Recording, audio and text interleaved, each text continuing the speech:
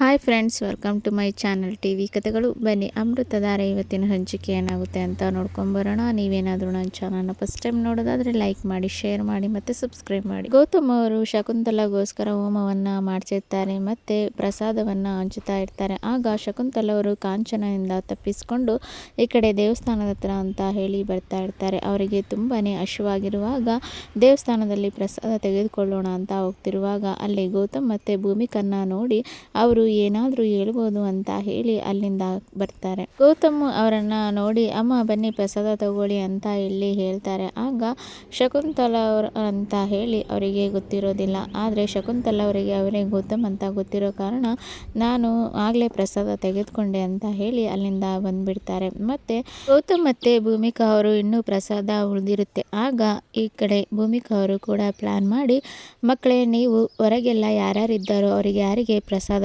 ಸಿಕ್ಕಿಲ್ವೋ ಅವರಿಗೆಲ್ಲ ಹೋಗಿ ಕೊಟ್ಟು ಬನ್ನಿ ಅಂತ ಹೇಳಿ ಈ ಕಡೆ ಮಿಂಚು ಮತ್ತು ಅಪ್ಪುನ ಕಳಿಸ್ತಾರೆ. ಆಗ ಅಪ್ಪು ಮತ್ತು ಮಿಂಚು ಕೂಡ ಎಲ್ಲರಿಗೂ ಕೊಡ್ತಿರುವಾಗ ಶಕುಂತಲ ಅವರು ಅಲ್ಲಿ ಕೂತಿರ್ತಾರೆ. ಆಗ ಈ ಕಡೆ ಮಿಂಚು ಅವರು ಅಲ್ಲಿ ಒಬ್ಬರು ಅಜ್ಜಿ ಇದ್ದಾರೆ, ಅವರಿಗೆ ಹೋಗಿ ಕೊಡೋಣ ಅಂತ ಹೇಳಿ ಪ್ರಸಾದವನ್ನು ತೆಗೆದುಕೊಂಡು ಹೋಗ್ತಾರೆ. ಆಗ ಶಕುಂತಲ ಅವರಿಗೆ ತಗೊಳ್ಳಿ ಅಜ್ಜಿ ಪ್ರಸಾದ ಅಂತ ಇಲ್ಲಿ ಹೇಳ್ತಾರೆ. ಆಗ ಈ ಕಡೆ ಶಕುಂತಲ ಅವರು ಯಾಕೆ ಈ ಪ್ರಸಾದನ ಹಂಚ್ತಾ ಇದ್ದೀರಾ ಅಂತ ಹೇಳಿ ಇಲ್ಲಿ ಕೇಳ್ತಾ ಇರ್ತಾರೆ. ಆಗ ಅಪ್ಪು ಹೇಳ್ತಾರೆ, ನಮ್ಮ ಅಜ್ಜಿ ತಪ್ಪಿಸ್ಕೊಂಡು ಹೋಗಿದ್ದಾರೆ, ಅವರಿಗೆ ಯಾವುದೇ ತೊಂದರೆ ಆಗಬಾರ್ದು ಅಂತ ಹೇಳಿ ನಮ್ಮ ತಂದೆ ಅವರ ಹೆಸರಲ್ಲಿ ಹೋಮ ಮಾಡಿಸಿ ಎಲ್ಲ ಪ್ರಸಾದನ ಹಂಚ್ತಾ ಇದ್ದಾರೆ. ಅವರಿಗೆ ಹೋಮ ಮಾಡಿಸಿದ್ದೀವಲ್ಲ, ಇನ್ಮೇಲೆ ಯಾವುದೇ ರೀತಿ ತೊಂದರೆ ಆಗೋದಿಲ್ಲ, ಅವರು ಸುರಕ್ಷಿತವಾಗಿ ಇರ್ತಾರೆ ಅಂತ ಹೇಳಿ ಈ ಕಡೆ ಅಪ್ಪು ಹೇಳ್ತಾರೆ. ಆಗ ಶಕುಂತಲ ಅವರು ಯಾವ ಅಜ್ಜಿ ಹೆಸರಿನಲ್ಲಿ ನೀವು ಹೋಮ ಮಾಡಿಸಿದ್ದು ಅಂತ ಇಲ್ಲಿ ಹೇಳ್ತಾರೆ. ನಮ್ಮ ಪಪ್ಪ ಇದ್ದಾರಲ್ಲ ಅವರ ಚಿಕ್ಕಮ್ಮ, ಆ ಚಿಕ್ಕಜ್ಜಿ ಹೆಸರಿನಲ್ಲಿ ನಾವು ಹೋಮ ಮಾಡಿಸಿದ್ದು ಅಂತ ಹೇಳಿದಾಗ ಈ ಕಡೆ ಶಕುಂತಲ ಅವರಿಗೆ ತುಂಬಾ ಬೇಜಾರಾಗುತ್ತೆ. ಮತ್ತು ಮಕ್ಕಳು ಅಜ್ಜಿ ನಾವು ಹೋಗ್ತೇವೆ, ನಾವಿನ್ನೂ ತುಂಬ ಜನಕ್ಕೆ ಪ್ರಸಾದ ಕೊಡಬೇಕು ಅಂತ ಹೇಳಿ ಅಲ್ಲಿಂದ ಹೋಗ್ತಾರೆ.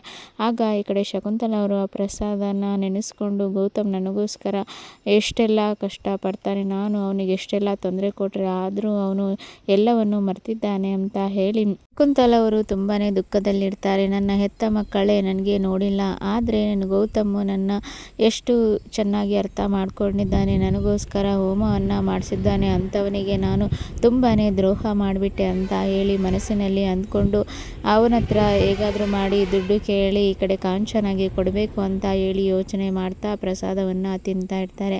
ಆಗ ಅದೇ ಸಮಯಕ್ಕೆ ಈ ಕಡೆ ರೌಡಿಗಳು ಶಕುಂತಲನ್ನ ನೋಡಿಬಿಡ್ತಾರೆ. ಮತ್ತು ಇಲ್ಲಿ ಗೌತಮ್ ಮತ್ತು ಭೂಮಿಕಾ ಅವರು ಕೂಡ ಮನೆಗೆ ಬಂದಿರ್ತಾರೆ. ಅಪ್ಪು ಮಿಂಚು ಅವರು ಕೂಡ ಅಪ್ಪಪ್ಪ ನಾವು ಅಜ್ಜಿಗೆ ಹೋಮ ಮಾಡಿಸಿದ್ವಲ್ಲ, ಅದು ಯಾರು ಅಜ್ಜಿ, ಅವರ ಫೋಟೋ ಏನಾದರೂ ಇದೆಯಾ ಅಂತ ಹೇಳಿ ಇಲ್ಲಿ ಕೇಳ್ತಾ ಇರ್ತಾರೆ. ಆಗ ಗೌತಮ್ ಅವರು ಹಳೆಯದನ್ನೆಲ್ಲ ನೆನೆಸ್ಕೊಂಡು ಈ ಕಡೆ ಶಕುಂತಲ ಅವರ ಫೋಟೋವನ್ನು ತೋರಿಸ್ತಾರೆ. ಆಗ ಈ ಕಡೆ ಅಪ್ಪು ಅವರು ಪಾಪ ನಾವು ಅಜ್ಜಿನ ದೇವಸ್ಥಾನದಲ್ಲಿ ನೋಡಿದ್ವಿ, ಅವರು ಕೂಡ ನಮ್ಮನ್ನು ಮಾತಾಡಿಸಿದ್ರು, ಯಾರಿಗೆ ಹೋಮ ಮಾಡಿದ್ದು ಅಂತ ಎಲ್ಲ ಕೇಳಿದ್ರು.